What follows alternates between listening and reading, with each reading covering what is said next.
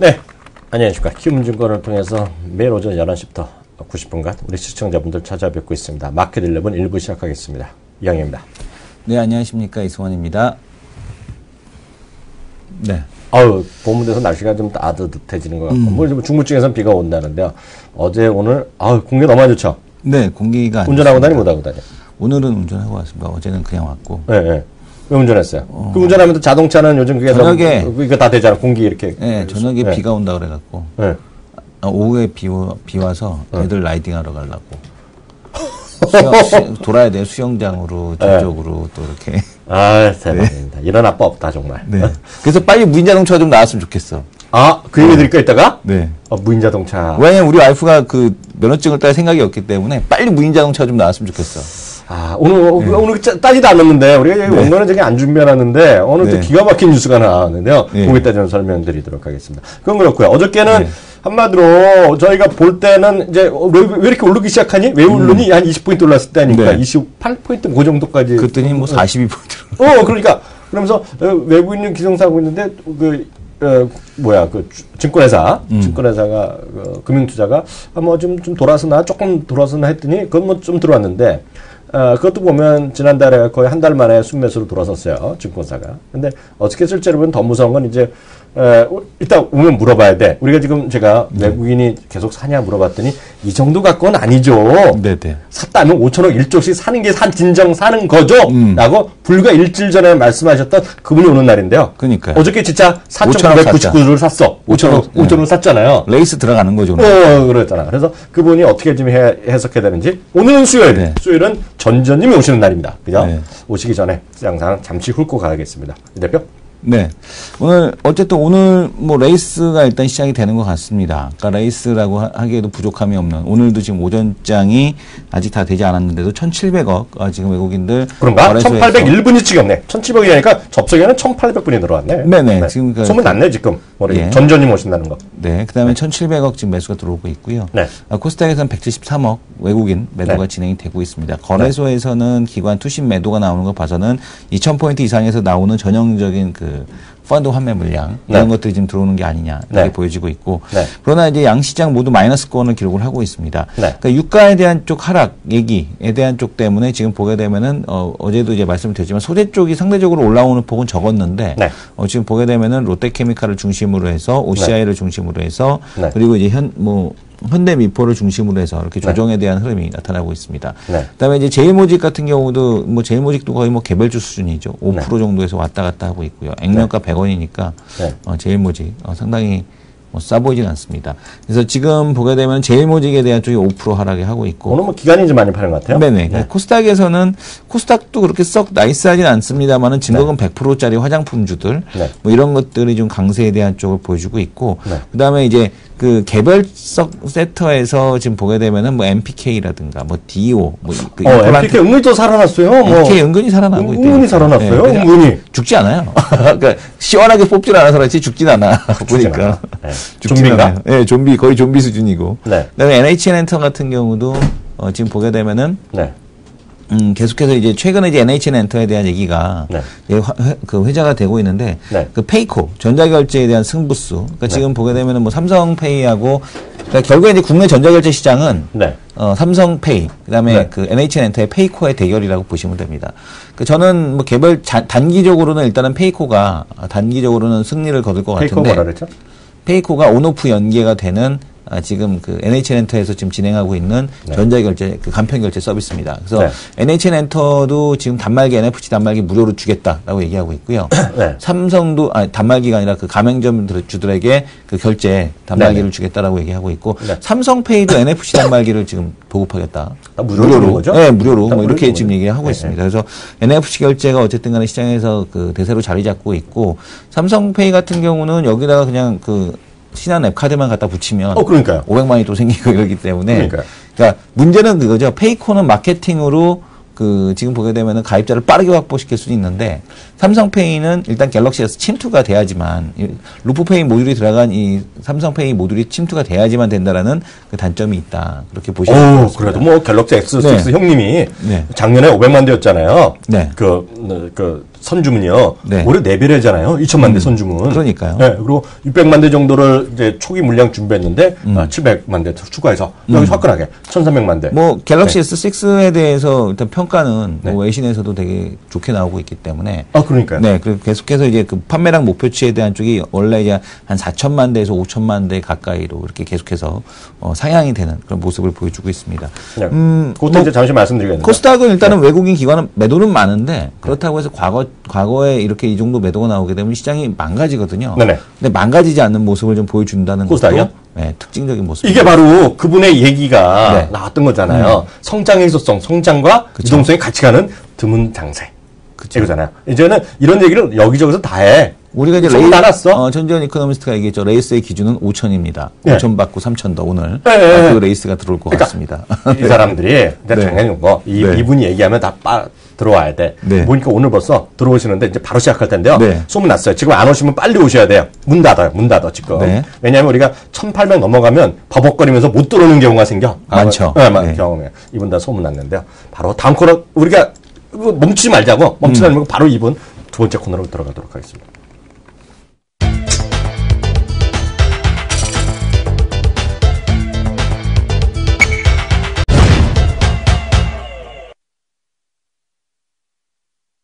네. 킴 리서치 인사이트. 저희 하는 두남저스에서 그냥 가장 뜨거운 코너죠. 네. 뭐 소문 났어. 벌써 지금 네. 더 들어오시고 지금이라도 빨리 안 들어오시면 소문 나요. 그러니까 큰일 나. 못 네. 들어오니까요. 이분 다시 한번 저희가 이선 대표가 뭐 진심을 다해서 한번 소개 한번 해주세요. 진심으로 네, 진심으로. 글로벌 넘버 2 시크함. 넘버 2의 시크함. 시크하다는 게 오늘 네. 맞아요. 오늘 네. 들어오는데요. 딱 표정이 눈도 시크하더라고요. 벌써 과감하게 확 밀치고 들어오면서 그놈의 그 네. 표정이 보통 때문에 약간 눈웃음을 하면서 안녕하세요 그런 표정이 있었는데 네. 지금 약간의 이제 쿨하게 마치 거 봐라 이런 표정이었습니다. 거 봐라. 네. 거 그리고 봐라. 이제 옐레노장 이런 사람들이 다 통화를 했을 거야. 그쵸. 하기 전에 네. 모시도록 하겠습니다. 전전 이코노미스트 모셨습니다. 안녕하세요. 네, 안녕하십니까. 뿌듯하죠. 제가 지난주 여기서 방금 뜬 거 기억나죠. 외국인 계속 이동성 뭐 이랬더니 뭐 1,000원, 5,000원 이런 거 사야지 외국인이 산다. 내가 말하죠. 그런데 딱 어떻게 샀잖아요. 네. 이 친구들이 이제 전전님 말 제대로 듣고 사는 건가요? 어떻게 보세요? 이 부분 한번 얘기하고 가죠. 이 부분 말씀드리고 네. 다른 거 말씀드리고 얼굴 피세요. 그냥 자연스럽게 보통 하시던 대로. 어저께 이제 네. 약간 놀라셨을 것 같은데 그런 말씀을 먼저 계속 드렸습니다. 미국이 슬로우해질 것 같다고 그럼요. 네. 데이터들이 다 슬로우해질 건데 어저께 이제 산업 생산이 네. 그러니까 ISM 제조업 지수나 필라델피아 제조업 지수는 기본적으로 네.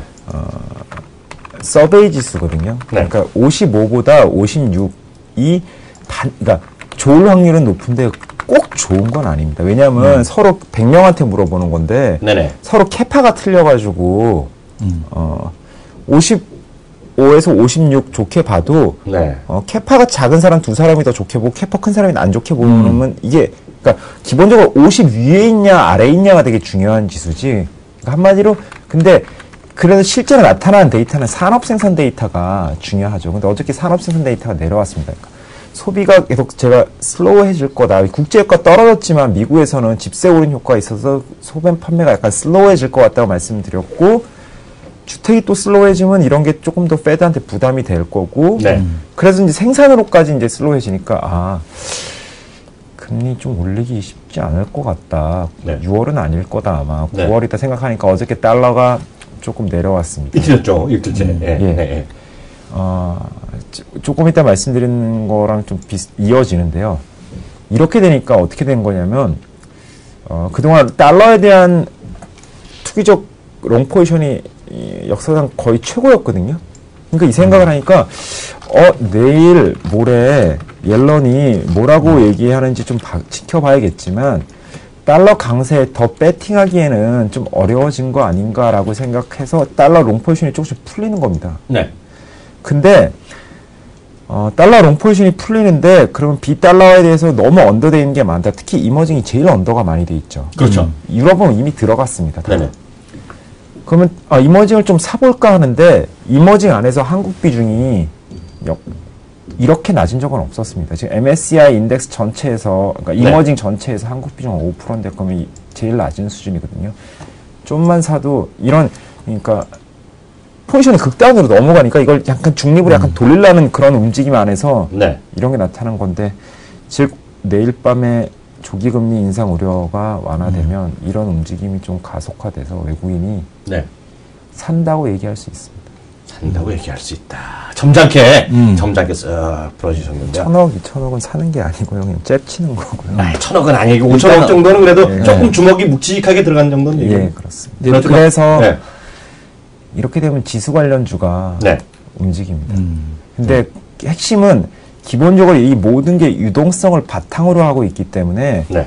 대형주가 간다고 중소형주가 부러지는 게 아니라 네. 중소형주가 가고 대형주가 붙고 대형주가 붙음으로써 중소형주를 추가적으로 보낼 수 있는 힘이 생기는 거죠. 그렇죠. 이게 대형주가 가고 중소형주가 부러지는 거는 9월부터 시작할 겁니다. 아니, 9월이 아니죠. 6월부터 시작할 겁니다. 그러니까 앞으로 2달 정도, 그러니까 두세 달은 지금 같은 한쪽이 올라가면 또 밀어올리고 서로 밀어올리는 상승 예. 작용을 일으킬 수 있다. 예, 6월 같은, 그러니까 지금은 어떻게, 이게, 그로스가 많이 가서 네. 그 힘으로 밸류를 좀 붙여주는 거고요. 밸류가 가면 다시 크로스를 밀어올리는 그런 상태라고 네. 보시면 될 것 같고요. 한 6월부터는 네. 그때부터 확실히 약간 크로스에서 밸류로 흐를 겁니다. 밸류로. 예, 유동성이 그때는 금리 인상 우려가 있으면 금리라는 게 기본적으로 글로벌 유동성 총량을 더 이상 팽창시키지는 방해하지 않을까? 네. 유동성이 더 늘지 않을까라 생각하면 안에서 하나가 되면 하나가 안 되게 됩니다. 그렇죠. 그러면 네. 그때 금리 인상 우려로 크로스가 빠지면 이 자금은 밸류로 흐를 겁니다. 그때 또 얘기해 주실 거죠, 확실하게. 예, 예. 우리 또 기억하고 있어야 돼. 우리 또 기억이 짧잖아요. 네. 그때 또 잊어버리면 안 되고. 괜히 그때도 우리가 또 두 개 다 간다 그러면 또 낭패 볼 수 있잖아. 네. 그러니까 지금까지는 6월까지는 현재 같은, 다시 말해서 A도 오르고 B도 오르고 B가 올라가서 A가 다시 밀려. 이런 거잖아요. 예, 근데 다만 네. 중소형주는 크로스를 압축하시고요. 일부 배당 괜찮다고 말씀드렸고요. 네. 크로스를 압축하시는 게 좋고요. 네. 대형주는 밸류로 압축하셔야죠. 왜냐면 그래도 종목이 너무 많아요. 많죠. 그렇기 때문에 이게 재밌는 게 이게 좀 있으면 압축하다 보면 안에서는 압축한 섹터 안에서는 종목이 막 거꾸로 퍼집니다. 네. 종목 숫자는 실제적으로는 많아 보이는데 그래도 되는 카테고리 안에서만 그런 현상을 많이 느낄 수 있고 이걸 약간 시장의 포인트에 더 빗나가 있으면 다른 주식은 가는데 왜 내 주식은 거꾸로 안 될까 이런 소외감을 느끼실 수가 있죠. 딴 주식들은 빙하기야, 빙하기. 한쪽은 지금 신나는데 한쪽은 빙하기야. 지난주에도 말씀하셨잖아요. 점잖게 여지팝이다. 그쵸. 여지팝에 갖고 있으면 답답한데 맞을 수 없죠. 그러니까 뭐 선택이 문제니까 그쵸. 뭐 누가 맞을지 모르는데 하여튼 우리 전조님이 보면 그 미국 경제 슬로우 얘기는 벌써 1년 만째 기적적인 입장을 갖고 있고 그 중간에 흔들리는 애들이 있지만 결국 옐런 의장이나 미국 애들도 결국 전조님 말씀대로 지금 비유가 그대로 나오고 있잖아요. 지금. 제가 그냥 지켜보는 거죠. 제가 그쪽을 지켜보는 거죠. 네. FOMC 관련해서 아까 잠깐 얘기했잖아요. 그거 하나만 여쭤봤는데, 소위 그 페이션트, 인내심이라는 표현 있잖아요. 예. 인내심이라는 표현이 내일 만약 진짜 많은 사람이 예측해서 없어졌어. 예. 그러면 어떻게 되는 거예요? 그렇다고 금리가 바로 올라가는 거예요? 다음에나 이렇게? 제가 봤을 때는 페이션 문구를 없애면 네. 과거 2004년 3월에 페이션 문구가 없어지고 6월에 금리를 올렸습니다. 그러니까 바로 다음번에 올려버렸잖아요. 이번에는 만약에 페이션 문구가 네. 저는 안 없어질 거라는데 배팅하는 쪽인데 안 없어질 거다. 예. 이것도 중요하다. 전전은 안 없어진다의 목표다. 이거 기억해둬야 돼. 만약에 없어진다면 그래도 시장 충격은 별로 없을 겁니다. 왜냐하면 네. 페이션 문구가 사라지면 이거를 대체하는 네. 동등한 무게에 따른 단어가 들어갈 겁니다. 동등한 다른 단어. 예. 뭐 아니면 기자회견에서는 이런 말은 꼭 나올 겁니다. 페이션 문구 없어졌다고 3개월 있다 금리 인상하는 거 아닙니다라는 얘기는 꼭 해줄 겁니다. 그리고 보도본 문구에도 네. 페이션 문구가 없어지면 페이션트 대체 엔듀어런스 이런 거 뭐, 예, 다른 저번에 이제 상당 컨시더러블 타임을 페이션트로 바꾸지 않았습니까? 그렇죠. 그리고 그 밑에 뭐라고 써 있었냐면 그 다 말을 쓴 다음에 페이션 문구는 컨시더러블 타임이랑 똑같은 거다. 이번에 만약에 페이션 문구가 없어지면 다른 문장이 새로운 우리가 잘 못 보던 문장이 사실 페이션 문구 2004년에 처음 본 문구거든요. 그렇죠. 네. 다른 문장이 나오고요. 이건 뭐지? 그럼 밑에다가 똑같은 말임 이렇게 써줄 겁니다. 그리고 기자회견에서는 네. 페이션 문구 없어졌다고 금리 인상으로 해석하지 말아주세요. 라고 내일 아주 등락이 심하겠네. 그죠? 참 이렇게 오히려 안 뺐다가 그 잘 모르는 애들이 뭐 했다가 또 전전이 말씀대로 또 그게 별거 아니다 얘기하면 또 안정되고 뭐 이런 수가 있겠네. 뭐 글로벌이 다 쳐다보고 내일 오늘 밤 뭐 잠 다 못 자는 거죠. 다 잠 못 자고 그거 보고 있을 겁니다. 자기도요? 저는 잘 아침에 보죠. 잘 게을러가지고. 이성훈 대표도 참 자면 안 되지? 저는 뭐 이제 방송하고 있기 때문에. 아, 그런가? 네. 미국, 뉴욕 시간을 보면 2시 정도 하지 않아요? 네네. 인터뷰를? 2시 정도 하는 것 같은데, 보통. 예. 그 정도 하니까, 뉴욕 시간 하니까. 우리 시간은 새벽, 3시 정도 거라 보는데요. 하여튼, 그 정도 일단 이해하시면 좋을 거라 보고 있고요. 저 자기도 한번 물어보세요. 오늘 네. 준비한 게 있어가지고. 얘기해보세요. 마음대로 하세요. 제가 한번, 월초부터 이제 삼성전자 150만 원에 베팅하는 게 편하실 거라고. 네네. 저도 묻어갔죠, 그래서. 네. 될 거라고 네. 말씀드렸는데. 네. 그 부분 더 말씀드리겠습니다. 여기서 잠시만요. 제가 얘기했다가 욕 먹었었죠, 제가. 네. 예? 그러다가 이제 완전히 그 사람 이제 자기가 자기 잘못했다고 했잖아요. 인정했잖아요. 그 부분은요. 딱 한 종목 팟캐스트 어제 녹음한 거 오늘 안 오나 오늘 좀 올라갈 테니까 계속 들으시면 되겠습니다. 예, 말씀해 주세요. 아까 말씀드린 것 중에 네. 유로존으로 돈이 많이 들어갔다는 말씀을 드린 적이 있습니다. 네. 이 그림 한번 보시면서 말씀을 드리겠습니다. 이 미국 주식형 펀드 자금 유출입인데 네. 미국 본토 펀드에서 돈이 나와서 이제 외국 해외 펀드로 돈이 많이 들어갔습니다. 네. 이게 다 어디 들어간 거냐면요. 다 유럽으로 들어갔습니다. 그렇죠. 예. 유럽이 왜 이렇게 잘 되냐?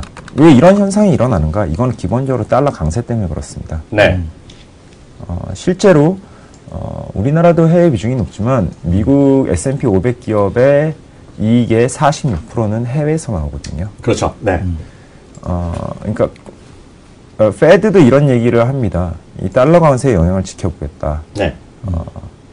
달러 강세가 너무 가파르게 일어나서 미국이 손해를 보기 시작하는 시점에 들어가면 이걸 고려한다는 얘기인데 네. 최근에 실제로 그래서 미국의 기업이익 증가율이 슬로우해지고 있습니다. 그렇죠. 예. 근데 유럽 쪽들 보시면 기업이익 증가율이 계속 상향 조정이 가파르게 일어나고 있고요. 그러니까요. 이건 달러 강세 영향이에요. 이런 걸 단적으로 보여주는 게 최근에 독일 증시가 굉장히 뜨겁습니다. BMW가 폭등하고 있잖아요, 한마디로. 예. 말씀을 드릴게요. 네. 여기 적어놨지만 네. 이건 자동차 때문에 그렇고요. 네. 이 얘기는 뭐냐? 네. 미국에서 돈이 빠져서 유럽 간다. 네. 유럽 자동차주가 좋다 중심으로 얘기는 달러 강세가 지금 글로벌 금융시장의 중요한 투자 아이디어 중에 하나다. 이걸 말씀드립니다. 잠시만요. 제 화면 잠깐 잡아주세요. 우리 정연아 PD님. 저를 말고 제 화면 한번 잡아주세요. 네, 어저께 한번 보여드렸는데 딱 이거거든요. 이게 위에가 BMW, 폭등하는 BMW. 아래가 이제 닥스 지수가 되겠죠. 예, 계속해주세요. 저도 이제 센스 있죠. 이런 거 보면. 예, 예. 예, 시장, 글로벌 금융시장의 핵심 중에 하나인데요. 그래서 우리나라 이거를, 몇 가지를 조합해서 보면 우리나라 주식시장에 어떤 영향을 미칠까를 볼 수가 있는데, 네. 간단하게 보시면 달러가 강세가니까, 네. 미국이랑 경합관계가 높은 섹터를 사주는 겁니다. 이게 유럽에서는 자동차라는 거죠. 그렇죠. 근데, 우리 자동차는 일본이랑 대결하니까 약간 그러면 조금 있다 그러면 다이렉트로 미국이랑 가장 세게 싸우는 게 삼성전자죠. 애플과 삼성전자가 싸우는 거를 먼저 생각해 볼 필요가 있고요. 네. 두 번째로는, 이것만으로 하는 게 아니고요. 사실은 이걸 한번 보시겠습니다. 약간 재미없는 얘기가 될 수도 있는데. 재밌어요. 이거 심각한 거예요. 애플에 베팅하기가 굉장히 어려워졌습니다. 네. 저라면 제가 애플 주식을 만약 갖고 있다 그러면 지금 다 팔아버릴 것 같습니다. 그래. 뭘 사요, 그래서? 그래서 삼성전자 삽니다. 저 같으면. 오, 그 말이. 예. 좋아요. 제가 저번에 한 두 달 전에 나와서 네. 구글이 약간 밀릴 것 같다고 말씀드린 적이 있었는데 결국 구글이 600불에서 500불 갔습니다. 그러니까 구글이나 전 세계 주식 투자도 지금 전전인 말을 안 들으면 낭패 볼 수가 있다는 게 여기서 또 한번 나오죠. 그건 아니고요. 그냥 제 생각일 뿐인데 네. 비슷합니다. 이런 거죠. 지금 애플을 보통 성장주라고 부르나요? 아니면 가치주라고 부르나요? 성장. 예. 지금 애플 밸류에이션 몇 배인 줄 아십니까? PR 기준으로. 18배 아닌가요? 14.5배입니다. 지금 여기 남아 있죠. 14.4배. 네. 안 비싸. 근데 미국 주식시장이 문제는 여기 나와 있지만 17.4배입니다. 네. 싸네. 네, 그렇죠. 근데 이게 뭐냐면 저는 이런 상태가 굉장히 개인적으로 굉장히 무서워하거든요. 되게 네. 싫어하는 상황입니다. 네. 첫 번째 볼 거는 첫 번째 함의는 뭐냐면요. 그럼 애플이 왜 밸류에이션이 낮냐? 이게 성장주가 마켓 밸류에이션보다 덜 받는 걸 이건 이상한 거죠. 그렇죠. 제가 말씀드렸던 것 중에 하나가 성장주가 싸질 때 밸류에이션 얘기할 때가 굉장히 가치주로 밸류에이션으로 사지 성장주로 왜 밸류에이션으로 사지? 네. 근데 이건 14.4배가 어떻게 나온 거냐? 밑에 보시면 EBITDA 증가율 포캐스트 기준으로 27% 증가, EPS 증가, 포캐스트 값 35.6% 증가. 너무나 낙관적인 전망이 시장의 컨센서스로 성립이 돼가지고 이걸 다 어그리 해가지고 밸류에이션이 떨어진 겁니다. 네. 그러니까 한마디로 이게 진짜 싼 게 아니라 거꾸로 얘기하면 진짜 비싼 거죠. 사람들이 그러니까 사실은 이게 굉장히 싸다고 얘기하는 것 중에 하나는 미래 수익이 너무 많이 나올 거라는 걸 모든 사람이 다 만장일치 때려준 겁니다, 지금. 네. 근데 그게 어디서 나타나냐? PBR에서 나타나는 거죠. PBR은 뭐 전망을 안 하니까요, 북밸류. 네. 북밸류 보시면요, 이게 S&P 500은 2.6배인데 북밸류가 이거 PBR이 5.4배죠. 그렇죠. PBR이 얘기해주고 있는 거는 이건 비싸다라고 얘기하는 거죠. 네. 보시면 성장주는 사실 고 PBR에다가 성장주뿐만 아니라 고 PBR의 시장의 컨센서스를 기반으로 고 PBR의 저퍼 주식들은 실질적으로는 굉장히 부담스러운 상황이죠. 네. 네. 이게 모든 사람이 다 좋아하는 겁니다. 싸다고 얘기하지만 사실은 비싼 거죠. 말씀드리고 싶은 거는 더 비싸질 수 있습니다. 더 비싸지면 안 된다고 얘기하는 게 아니고요. 네. 더 비싸지려 그러면 밑에 보시면 EPS 증가율이 35.6%. 이건 정말 이 증가율은 정말 멋있는 숫자죠. 그렇죠. 뚜껑 열었을 때 이 숫자를 넘어가야 됩니다. 30% 증가, EPS 30% 증가해도 정말 훌륭한 숫자죠. 대박이죠. 그렇죠. 네. 하지만 시장이 부여하는 밸류에이션은 네. 더 높은 숫자를 갖고 와야지 밸류에이션을 올려주겠다는 거죠. 네. 그러면 왜 35.6%의 증가율을 EPS가 증가하는데 왜 마켓이 14.4배밖에 안 주냐? 네. 이런 거죠. 밑에 보시면 기저 효과가 있다라고 얘기하는 거고요. 네. 이전에 봤던 이런 150, 90 이런 59 이런 숫자는 못 볼 거다. 네. 이건 기저 숫자고 이런 옛날 같은 건 못 볼 거다. 성장 프리미엄을 조금씩 빼는 겁니다. 실제로 보시면 애플 같은 경우 20배까지 받았습니다. 네. 근데 이게 계속 보시면 그 후로 밸류에이션이 떨어집니다. 네. 삼성전자랑 현대차가 한때 픽을 먹고 밸류에이션을 갖고 올 때 모양, 구글이 픽을 먹고 갖고 올 때 모양이랑 굉장히 비슷하죠. 그렇죠. 간단하게 말해서 달러를 왜 말씀드리냐면 애플이나 구글이나 이런 주식은 밸류에이션 매력으로 사는 주식이 아니죠. 정말 신기하고 와 저걸 따라가야 돼 우리. 우리나라는 왜 저런 기업이 없지? 이런 거 할 때 높은 밸류에이션을 부여받지만 저런 애가 없는데 더 높은 밸류에이션을 주는 거죠. 그렇죠. 구글이나 애플 같은 주식이 달러 강세에 영향을 받는다는 거는 비범한 회사가 평범해진다는 얘기거든요. 그러니까 거꾸로 지금 연초에 삼성전자랑 애플이 롱숏을 먹기 시작했는데 삼성전자는 그러니까 애플은 굉장히 비싼 상태에서 사람들한테 더 비범함을 보여줘야 되고요. 네. 삼성전자는 북일배 PR 시장 PR보다 낮은데요. 네. 삼성전자는 사람들이 삼성전자한테 요구하는 거는요. 밸류에이션 보면 비범한 거를 바라는 게 아니라 그냥 새로운 폰 나왔으니까 잘 팔아서 좀 팔리면 네. 좋겠다. 요 정도거든요. 네. 그러면 베팅을 할 때 하나는 확률은 낮고 먹을 수 있는 거는 좀 작은데 한 개는 확률은 좀 높아졌고 잘 팔린다는 얘기도 들리고 그 다음에 이렇게 됐을 때 보상은 크고 그리고 글로벌리 자금도 달러 강세에 대한 반작용을 생각하고 자금도 그래서 유럽 갔다가 아시아 이머징 좀 올라 그러고 네. 지수 관련주로 그러니까 저번엔 삼성전자가 150만 원을 넘느냐 안 넘느냐는 둘째 치고 150만 원까지는 간다고 생각하는 게 리스크가 상대적으로 적다라고 네. 말씀드렸는데 오늘 말씀드리는 것도 사실은 비슷합니다.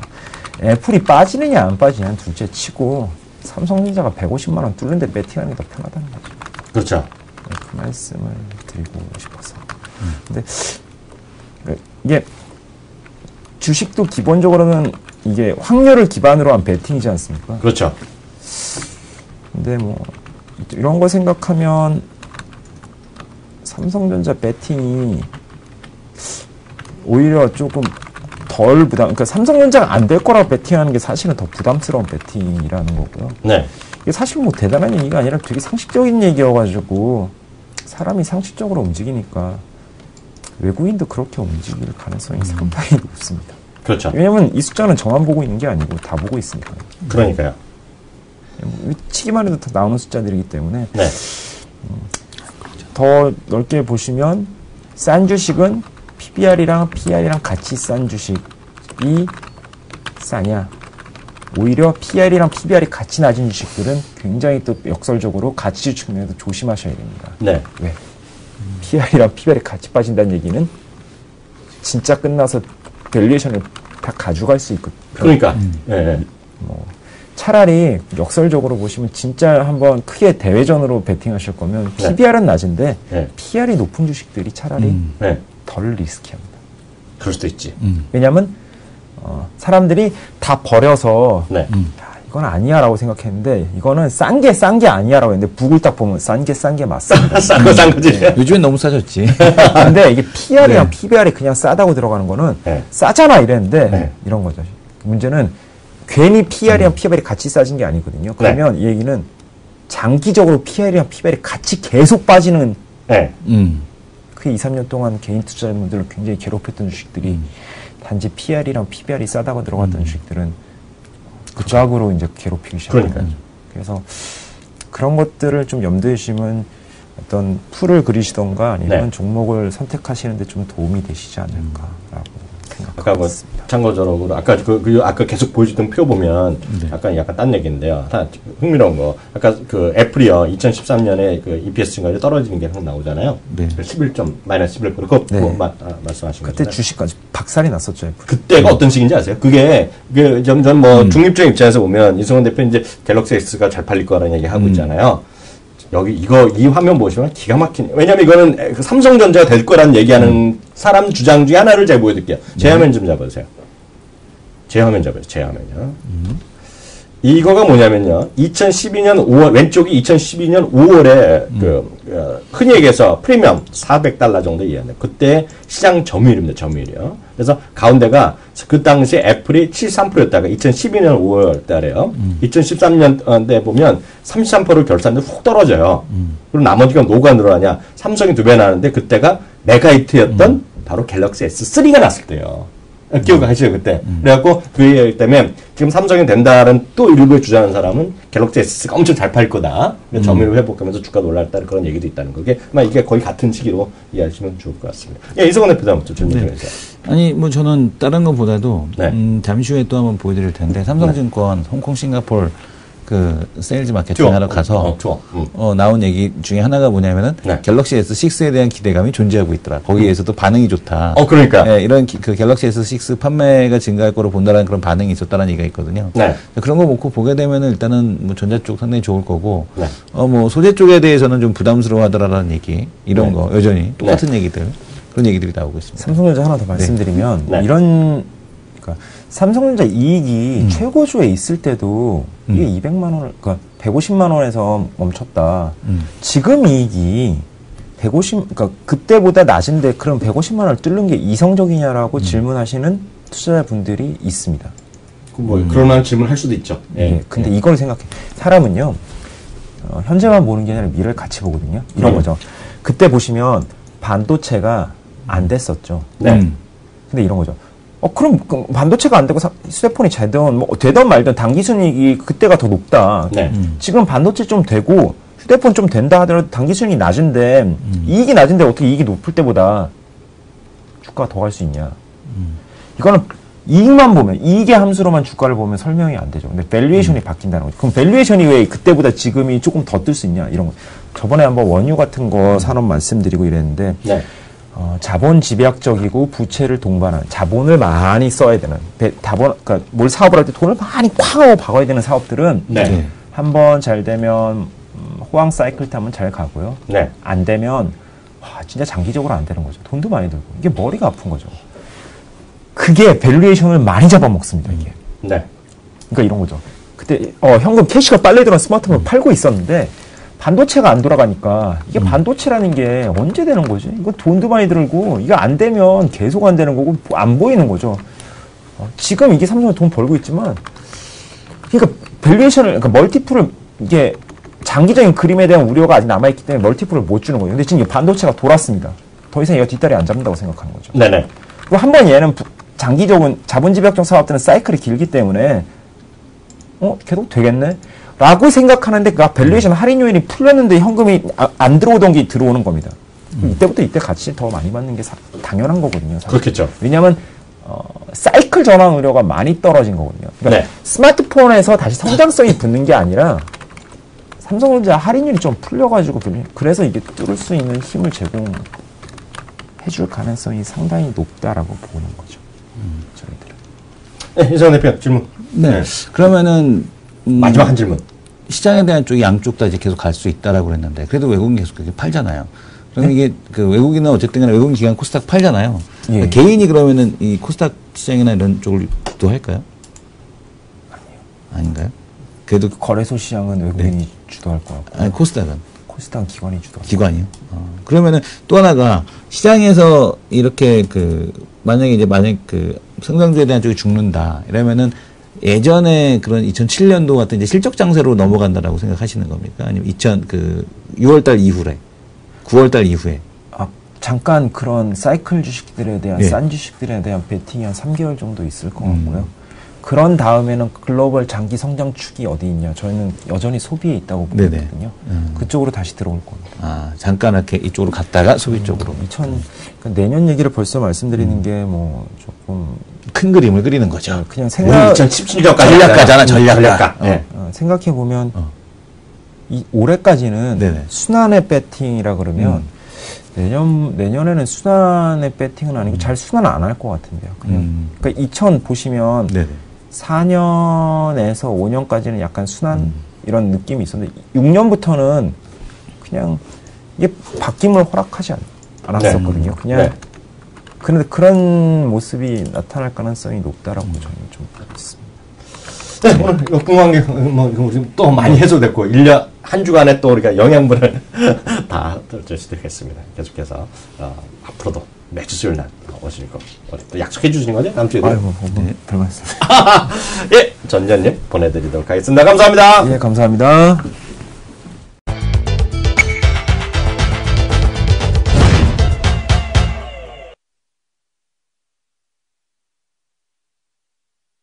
네, 이슈 돌직구입니다. 이슈 돌직구 시간 되면 이제 특히 수요일에 이슈 돌직구 되면 네. 할 내용거리를 찾기 쉽지 않아. 왜냐하면 다 중요한 걸 다 말씀해 주시고 가시잖아. 그래서 어느 정도 약간 반복될 수밖에 없는데 아까 흥미로운 거에 오늘 얘기를 아까 맛만 보여준 게 있었잖아요. 삼성증권 해외 시가 네. 투어한 거, 그 얘기 좀 해주세요. 그거를 잠깐 보여드리겠습니다. 네. 삼성증권 투자 미팅 후기 NH투자증권도 했었는데 네. 이번에 삼성증권도 네. 이거는 외국 돌아다니면서 세일즈 투어한 네, 세일즈 투어를 한 거죠. 네네. 근데 그쪽은 이제 산업 정유화학 섹터에 한해서 했다라면 네. 그쪽 섹터였다면 이건 이제 전체적으로 삼성증권 네. 전체인데 아시아 투자자들 대상으로 마케팅. 네. 근데 핵심 주제는 3월 3일 발간된 변화를 준비하는 2분기라는 그 투자 아이디어에 대해서 했다. 네. 라는 얘기를 하고 있고 한국 증시 투자 비중은 언더웨이팅인데 아마 이거 이후로 아마 얘네들 얘네들 어쨌든 간에 이 세일즈에 성공한 게 아닌가 라는 생각이 듭니다. 네네. 삼성에서 상당히 마케팅을 세일즈 잘했기 때문에 그리고 이제 전전 이코노미스트가 얘기한 대로 네. 미국 지표가 되게 계속해서 슬로우 된다라는 걸 확인하고 나서부터 지금 네네. 외국인들이 들어오지 않습니까? 네네. 그래서 지금 한국 등 신흥국의 비중 확대 논리에는 공감했다. 네. 유로존 경기 회복과 이에 따른 한국 신흥국의 비중 확대 논리에 공감. 그러니까 네. 뭐냐면은 이게 또 뭐하고 연결가 되냐면 네. 드라기가 얘기한 게 있거든요. 드라기가 지금 유로존의 그 지표에 대한 쪽이 개선이 되고 있다라는 네. 그런 얘기를 지금 이제 어제 했었는데 대표적으로 언급한 것이 지금 유로존에서의 물가 상승률 이런 네. 것들에 대한 쪽을 계속해서 언급을 하고 있었습니다. 근데 어쨌든 간에 이런 시그널이 잡히니까 바로 이렇게 올라왔고요. 아직은 신중한 태도가 많았다. 네. 하지만 그럼에도 불구하고 네. 다만 삼성전자 갤럭시 S 시리즈의 평가는 매우 우호적이었다. 네. 라는 얘기를 하고 있습니다. 한국 증시 실적 불안 완화. 그러니까 대신에 불안이 뭐냐면 이건데 이거란 얘기죠. 그러니까 지금 시장에서 실적에 대한 전망을 너무 낙관하고 있다. 네. 근데 삼성증권에서는 이것이 지금 보게 되면 이 추정치가 하향 조정될 거로 보고 있다. 네. 다만 예전처럼 감익이 되지는 않을 거다. 그거죠. 그러니까 뭐냐면 예전에는 실적 추정치를 긍정적으로 봤는데 그게 계속 막 이렇게 잘려 나갔잖아요. 그렇죠. 매년 틀렸죠. 네, 그 계속 틀렸는데 그 정도까지는 아닐 거다라는 얘기를 하고 있고요. 네. 그다음에 지금 보게 되면은 그 이유가 뭐냐면은 일단 마진 개선에 대한 쪽이 매우 높아졌다는 얘기를 하고 있습니다. 네. 왜냐하면 이제 그 EPS 추정치 빼기 유가에 대한 쪽을 해보게 되면 네. 이게 확 올라왔기 때문에 네. 이거를 결국에는 따라가더라. 그러니까 네. 지금 EPS 추정치가 이게 올라가게 되면 네. 시차를 두고 이렇게 올라오는 이런 네. 흐름에 대한 쪽이 나타나더라 이거죠. 그래서 네. 이거 내려갈 때는 거의 같은 속도로 내려가지만 올라올 때도 시차를 두고 올라오기 때문에 이게 올라갔다라면 EPS 추정치도 나중에 이렇게 올라올 거다. 네. 라는 얘기에 대한 쪽을 네. 지금 하고 있다라고 보셔야 될 것 같습니다. 그래서 우려감에 대한 쪽은 있지만 예전처럼 그렇게 심하지 않을 거다라는 네. 얘기를 하고 있고요. 네. 그래서 한국 증시를 선제적 확대할 필요성을 고민하기도 했다. 네. 일부 투자자들은 네. 그러니까 선제적 확대 네. 이런 얘기에 대한 쪽. 그러니까 최근에 들어오고 있는 쪽 같은 경우는 선제적 확대에 대한 개념 네. 이런 쪽이라고 보셔야 될 것 같고 네. 뭐 유럽 경기에 대한 쪽이 좋아지게 되면 그러니까 네. 뭐 한국의 전체 수출 비중의 9%가 이제 네. 유로존 경기가 지금 직접적인 수출을 하고 있는데 네. 섹터를 놓고 보게 되면은 IT와 기타 경기 민감 업종으로 구성이 절반씩 되어 있는 가장 이상적인 그 포트폴리오를 갖고 있는 국가가 바로 한국이다. 라는 그런 얘기를 했습니다. 그럼 IT랑 자동차 뭐 여기 네네, 워낙 그렇죠. IT 자동차 있고 뭐 소재도 있고 다 있으니까 그렇죠. 웬만한 거. 네. 가장 포트폴리오 구성이 가장 쉬운 시장이 바로 한국이다. 그런 네. 얘기를 하고 있습니다. 그래서 이거 보게 되면은 일단은 지금 시장 상황에 대한 쪽이 네. 나쁘지 않다는 얘기겠고요. 다음 네. 이거 하나 좀 봐야 될 것 같은데 2005년 이후 2005년 이후 지금 보게 되면 주요국 PMI와 네. 상관관계도. 네. 근데 이제 유로존인데 유로존 경기가 좋아지게 되면 어디가 가장 많이 좋아지냐면 일단 금융, 그 다음에 통신, 그죠? IT, 유틸리티 이런 섹터에 대한 쪽이 상당히 좋아지더라. 이런 얘기가 나오고 있습니다. 중국 같은 경우는 우리하고 별로 왜냐하면 이제 그 시장 상향이 반대였기 때문에 잘 연동에 대한 쪽이 그렇게 크지 않고 그래서 유로존 PMI에 대한 상관관계가 상당히 이쪽 섹터에 대한 쪽이 좀 컸다. 이런 네. 얘기에 대한 쪽을 네. 하고 있습니다. 네, 네. 아까 이제 얘기 나온 거 저도 조금만 추가를 해드리면 앞서 이제 삼성 하여튼 우리가 이제 공존이 지쳤다는 게 하여튼 갤럭시 S3잖아요. 네, 네, 그래서 그 당시에 시장점을 많이 늘어났고요. 그게 이제 요번에 얼마만큼 또 시장점을 회복할 수 있냐는 것인데요. 계속 말씀드리지만 이제 여러 증권사가 다 다양한 목표치를 내고 있고요. 뭐 어떤 데 5천만 대다 얼마인데 얘기하는데 중요한 것은 전년 대비 얼마만큼 늘어날 수 있느냐가 이제 핵심이 되겠는데요. 예, 그러니까 시티그룹 얘기는 작년에 그러니까 S5 모델이 3,800만 대 팔렸다고 합니다. 글로벌이요. 근데 올해는 4,600만 대로 이제 자기는 높여놨다. 그래서 그 정도 4천만 대 수준에서 좀 늘려놨다. 그래서 그것이 뭐 제가 하나 딱 예를 들었지만 대부분 그 정도 높여놨다. 그리고 결국 그 모든 걸 설명하는 것은 앞서 제가 다시 한번 화면들은 제 화면 다시 한번 잡아주세요. 하면 여기에 설명이 나온다. 그래서 이게 정말 그 당시에 같은 어게인 2013이냐. 네. 그게 2013 되면 반대로 애플이 실적이 떨어진 거잖아요. 그게 이번에 들어올 수 있느냐가 핵심이 될 것 같고요. 그게 이번에 발표됐다면서요? 이번에 번들을 들어간다면서요? 네. 번들로. 네. 그러니까 번드니까 그런 그게 무슨 충전이 됐고. 그리고 얘네가 또 얘기하는 거가, 쓴 친구가 얘기하는 거가, 그래서 그리고 모바일 드램 있잖아요. 모바일. 그게 지금까지 상당히 타이트한데요. 하반기 되면 정말 그럴지 모르겠지만 쇼티지가 난다네요. 부족해질 수 있다. 그래서 삼성전자나 SK하이닉스, 뭐 그런 쪽에 관심 늘어날 수밖에 없다. 뭐 그런 얘기를 하는 사람도 네. 있다. 그런 주장도 있다라는 거. 일단 거기까지 말씀드리면 되겠고요. 그리고 저는 오늘 흥미로운 지표 중인데, 그거 한번 잠깐 좀 얘기해 주실래요? 이태리랑 스페인에 있잖아요. 자동차가 한번 판매가 늘어났다면요. 지금, 네. 그 얘기에 대한 근거가, 네. 그겁니다. 그러니까 지금 보게 되면은, 유럽에서 자동차 판매에 대한 쪽, 네. 그러니까 지금, 계속 마이너스 성장했거든요. 네, 마이너스 성장을 했었는데, 유럽에서 자동차가 드디어 팔리고 있다. 네. 그건 이제 데이터로는 지금 안 나오고 있고, 네. 지금 보게 되면 이건데, 네. 이거거든요. 그러니까 유로존 물가지수에 대한 쪽이 플러스로 돌고 있는 모습. 네네. 그 다음에, 이런 것들이 지금 나타나고 있고, 자동차 판매에 대한 쪽도, 네. 2월 그 이탈리아, 스페인 자동차 판매에 대한 쪽이 두 자릿수 성장을 했고 네네. 유로존 신차 등록에 대한 쪽이 7% 성장하는 이제 이런 네. 모습을 좀 보여줬다라는 거죠. 그래서 네. 전반적으로 유로존 경기에 대한 쪽이 회복되고 있다. 네. 이런 얘기에 대한 쪽을 네. 지금 계속해서 하고 있습니다. 근데 이거보다 사실 좀 더 중요한 거 오늘 그 AIIB 네. 어제는 영국만 그러더니만 저녁에 네. 갑자기 네. 영국이 하니까 독일도 한다 그러고 오늘 프랑스도 한다 그러고 시간이 이탈리아도 없어서 한다 그러고 시간이 먼저 2부에 하면 안 될까요? 2부에 할까? 2부에 초대 손님 오지 않나요? 전대선님, 초대 그냥 못 잡게 하면 되는데 어떻게 지금 할까요? 네, 지금 하셔야지. 왜냐면 2부에는 오래 못할 것 같아서. 아, 그런가? 하나 네. 더 하고 싶은 게 하나 하나 하시고 네. 하시죠. 네. 왜냐면 저는 흥미로운 것 중에 하나가 저거예요. 바이오 헬스케어 3,400억. 여기 먼저 좀 듣고 요거요? 네, 네. 저는 바이오에서 꽂혀 있거든요. 네. 바이오 헬스케어. 작년부터 계속 꽂혀 있는 바이오 헬스케어. 근데 시청자분들도 잘 아시는 분이 계시지만 저거 헛것이라 생각하는 사람 많거든요. 솔직히. 그래서 신뢰성에 대한 문제가 많은데 여기 얘기 잠깐만 해주세요. 요거 이제 잠깐 해드릴 텐데. 네. 지금 바이오 헬스케어 산업, 미래산업 육성 전략 주요 내용을 보게 되면은 시장 중심, 그 3,400억을 들여서 네. 지금 이제 바이오 헬스케어 산업에 대한 지원을 하겠다라는 얘기인데 예산 지원에 대한 쪽을 보게 되면 시상 중 R&D에 2,300억, 네. 임상 지원에 대한 쪽에 500억, 그다음에 네. 수요 맞추면 취업 확대에 360억. 네. 그러니까 바이오 인포메틱스 이런 거 뭐 하는 거예요? 아마 인천에 사시는 분들은 네. 저기 한번 가보세요. 저도 이제 갈 예정인데. 어디요? 성모병원인가? 어디서 만든 뭐가 있대요. 놀이터 애들 하는 데가. 그래요? 병원에서? 밸런스 파크 이런 데가 있대요. 병원에서 하는 데가 있는데, 밸런스 파크라가 있는데, 네. 거기 가서 이제 몸의 중심, 균형 이런 것들을 갖다가 측정하고 이런 건 한 놀이터인가 봐요. 네. 승마, 전자승마도 하고 이런 데인데, 네네.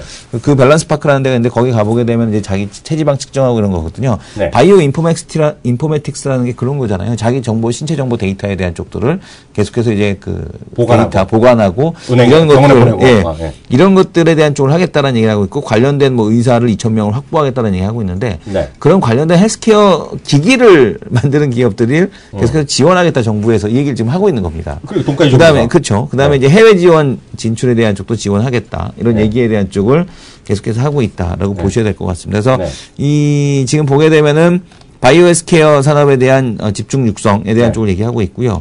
최근에 보고서가 아주 재미있는 보고서가 계속해서 꾸준히 나오고 있는데 오늘 이걸 저도 이제 와우에서 할 예정인데.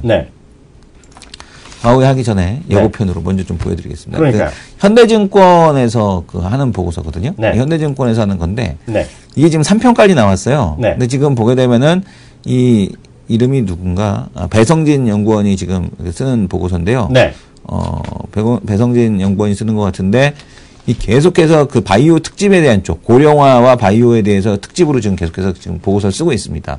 그래서 지금 M&A 붐이 일어나고 있다. 지금 글로벌 제약사들의 M&A 거래 추세, 거래 건수, 이런 것들을 얘기해주고 있고, 그 다음에 지금 보게 되면은 제네릭에 대한 수요가 왜 증가할 수밖에 없느냐라는 얘기들, 고령화와 함께 더불어서 또 이제 국내에서 어떤 현상이, 국내에서 보게 되면은 이 고령층에 대한 고령층이 이제 급증한다는 얘기죠. 2015년부터. 그러니까 우리가 이제 노동 가능 인구에 대한 쪽이 감소한다라는 얘기와 마찬가지로 지금 고령층에 대한 부양률이 엄청나게 급증하는데 당연히 고령층이 증가하게 되면 건강보험료하고 진료비가 이제 같이 증가할 수밖에 없다라는 얘기겠죠. 지금 보게 되면 지금도 월 평균 건강보험 진료비를 보게 되면은 나이가 드실수록 계속해서 이렇게 급증을 하는 이런 모습을 좀 보여줍니다. 그만큼 이 제약 쪽에 대한 섹터에 대한 수요가 좋을 수밖에 없다라는 거를 얘기를 하고 있죠.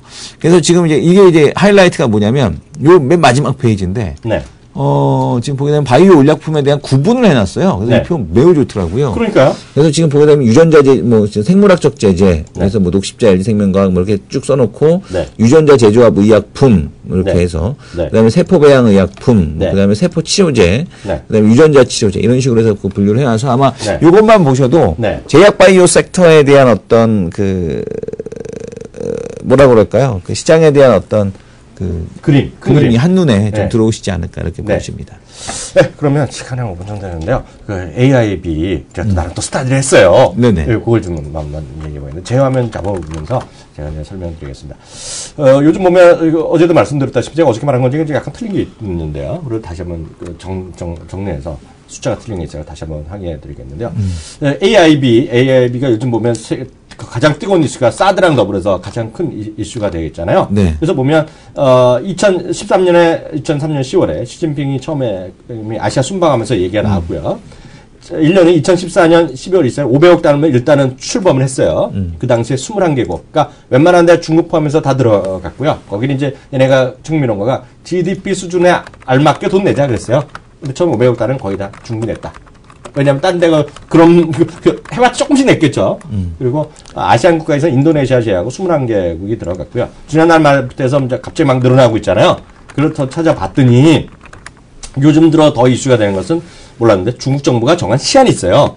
그 다음에 문 닫겠다는 거랑 똑같죠. 네. 그러니까 그래갖고 왜냐면 시작을 했고 본격 영업이라 그러나 그것은 올해 연말부터 본격적인 사업을 하겠다는 거예요. 그 은행을 갖고요. 네. 그래서 얘기하는 거가요. 독일이 엊그저께 지난주에 영국이 들어갔잖아요. 네. 영국이 들어와서 미국이 약간 짜증 냈는데요.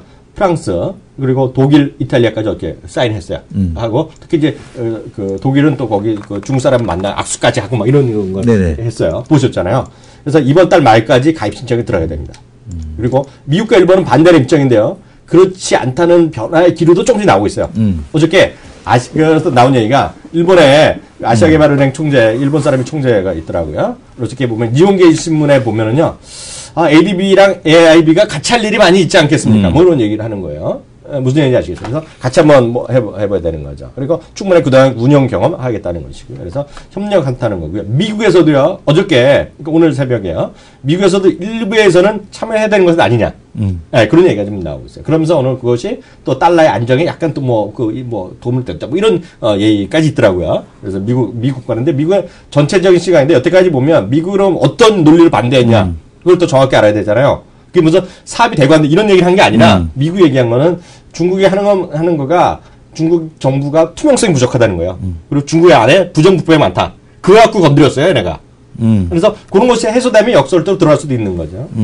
그런 얘기를. 그러면 그 도대체 뭐냐? 핵심 사업이 뭐냐? 그러면 양에서 직전부터 얘기했던 3대 강역 프로젝트가 되겠고요. 그 중에서도 핵심은 뭐다? 1대1로 정책이다. 여기 들어가는 거예요. 1대1로가 아시아 개발 프로젝트가 되겠잖아요. 1대1로는 다시 한번 흉면도 보여주면요. 실크로드 경제벨트가 여기 들어가죠. 여기 실크로드 이제 경제해갖고, 육상으로 가갖고, 보시면 시암부터 쭉쭉쭉 해서 인도로 가는 거고요. 중동을 여기서 핵심이 중동을 지나쳐 가는 거예요, 다. 그죠? 이란 들어가고 다 지나가고, 모스크바 왔다가 네덜란드 가서 베네치아까지 가는 거고요. 해상은 아래쪽부터 해갖고, 인도네시아 이런 데 인도 다 들어가서, 나이로비, 케냐 해갖고, 아프리카를 거쳐서 이집트 지나서, 다시 배 타고 넘어가서 이탈리아 가는 거예요. 그래서 엮이는 거예요. 그리고 하나 더 얘기하는 거가 이제 공중이죠, 공중. 그래서 공중하면서 각종 허브 공항들 확대하고 이런 거가 여기 같이 들어갑니다. 네. 그런데 이게 여기에 대한 규모, 저는 어저께 50조 달러 하면서도 집에 가면서 너무 심한 거 했더니 자세히 보니까 5조 달러예요. 5조 달러예요, 5조 달러. 5천조더라고, 5천조. 네, 5천조야. 그래서 정확히 하면 5,650조인데요. 5,650조에 대한 규모를 보면 이해가 어떻게 감이 안 오잖아요. 감이 안 오죠. 네. 5천조잖아. 5천조. 쉽게 얘기할게요. 우리나라가 1년 예산이 350조? 뭐 정도 하잖아요. 350조죠. 네. 그러니까 곱하기 하니까 한 20회 정도 되는 거지. 17배 정도 되는 GDP가 거고요. 1000조 아니야, 1000조. 네. 1200조 막 이렇게 되잖아요. 더 쉽게 얘기하겠습니다. 더 쉽게 얘기하면 우리나라 녹차 났다면서 쏟아본 돈이 얼마니? 20조인가요? 22조죠? 22조. 260배 나옵니다.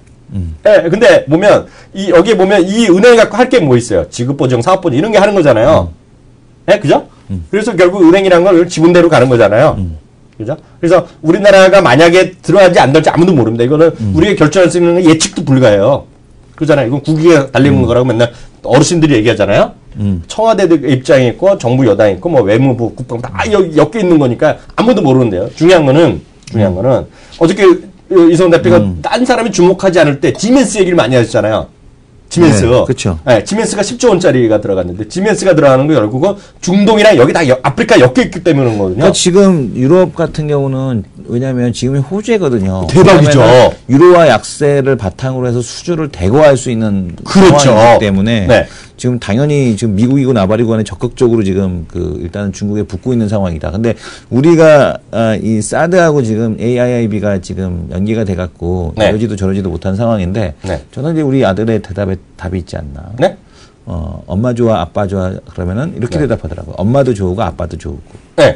그래서 한쪽은 피로 엮여 있는 혈맹이고 사드 동맹이고 AI 비도 한쪽은 전략적 파트너잖아요. 둘 다 해야죠. 그래, 알아서 잘 하시겠죠. 네. 알아서 잘 하실 텐데 중요한 거는 이번 달 월말이란 거예요. 월말이 결정 나는 거죠. 1차적으로. 모르겠어요. 중정부가 또 문을 더 안 닫고 열어주면 되는데 그렇게 되면 건설 만약 들어갔을 경우에는 건설 잘 보세요. 이건 제 생각입니다.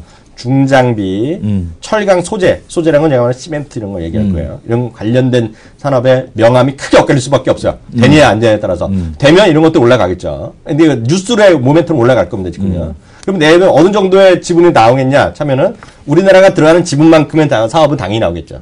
최소한 그렇게 그 돈 갖고 먹을 만큼 하는 거니까요. 그러니까 절대 다수는 이거 다 모르겠다 하신 분은 중국에 관련 주식을 사시면 되겠습니다. 근데 제가 주식이 뭔지는 알지만 말할 수 있는 입장은 아니고 중국 관련건 후광통이나 관련된 분들한테 물어보세요.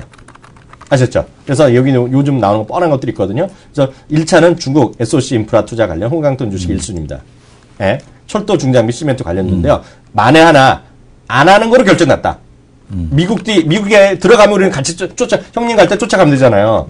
미국이 끝까지 이제 하지 말라는 거야. 그러니까 우리나라가 국익의 차원에서 만에 하나 지금 보면 그래서 정부 입장이 업계에서는 말을 못해요. 어저께 보면 뉴스 보면 최 부총리가 살짝 언급을 했어요. 근데 아무도 모릅니다 지금요. 근데 만약 안 들어가기로 결정했다 그러면 제2의 중동품 프로젝트는 상당히 꺾일 수 있다라는 생각이 들고 있어요. 중동은 지금 오일머니가 지금 부족하기 때문에 중동에서 크게 나올 게 없고. 네. 그러니까 지금 중국에서 나오는 거겠죠. 왜냐하면 이번에도 2월달 수주도 딱 보게 되면. 네. 그러니까 지금 작년 2월 달에는 중동 수주가 80%였단 말이에요. 네. 그러니까 전체 수주 물량의 80%. 중동이 다 채워졌거든. 네네. 근데 지금은 22%밖에 안 돼. 전체 수주 물량이 22%. 건설이나 이 플란트 수주 물량이 22%밖에 중동 비중이 차지하지 않고 있기 때문에 네. 이거는 이란에서 석유 한번 더 풀리면 전전 이코노미스트가 얘기했듯이 지금 그동안에는 계속해서 사우디나 오펙 쪽에서 계속 물량을 풀어서 공격을 했다라면 네. 이번에는 이란을 풀어서 지금 이란을 쳐갖고 지금 이 오펙 쪽을 죽여버리겠다고 미국 애들이 얘기하는 거기 때문에 네. 이게 중동에서 그럴 여력이 지금 아주 대형 프로젝트를 시킬 여력이 그렇게 크지 않다는 얘기죠. 그러니까 어떻게 됐건 간에 네. 중요한 거는 이번에 우리가 만약 들어가지 않는다고 하면 머리 아프지. 뭐 중동 프로젝트가 됐건 아프리카건 됐건 해외 우리나라부터 이게 아까 그 큰 그림 있죠. 큰 그림 네. 거기에 엮여 있는 비즈니스 하기가 쉽지 않을 거다. 예. 그래서 상당히 곤혹스러운 입장일 것이다. 근데 모든 결정은 누가 하는 게 아니야. 우리는 아무도 몰라. 근데 주가는 이번 월말을 지나면서 고객 결정. 물론 이게 갑자기 중국이 다음 달까지 한번 시한 연장하면 아무것도 아닌데 시간이 펌리하게 딱 정해졌고 여기는 우리나라의 결정을 안 들어간다고 하면 제가 봤을 때 관련 주식 재미없을 것 같다. 말씀드리겠고요. 이게 상당히 재미없을 찬스가 있을 거예요. 네. 그래서 그건 아마 우리 시청자분들 뭐 저 혼자 생각이니까 틀리면 저를 욕하시면 할 수밖에 없어요. 근데 하여튼 제가 그걸 떠나서 중국의 이런 철도주, 중장비주, 시멘트 관련주들 보면 저는 뭐 말할 입장이 아닌데 이거 찾으시면 금방 나옵니다. 그래서 후광통 관심 있으면 이런 거 좀 보시라 말씀드리겠습니다. 그래서 1부는 여기까지 하겠고요. 2부는 특징주 몇 개 더 하겠고요. 오늘 워머를 하는 배우는 시간이죠. 워머. 네, 워머를 하는 바로 전문가 모시고 얘기 한번 시간 갖도록 하겠습니다. 잠시 후에 돌아오겠습니다.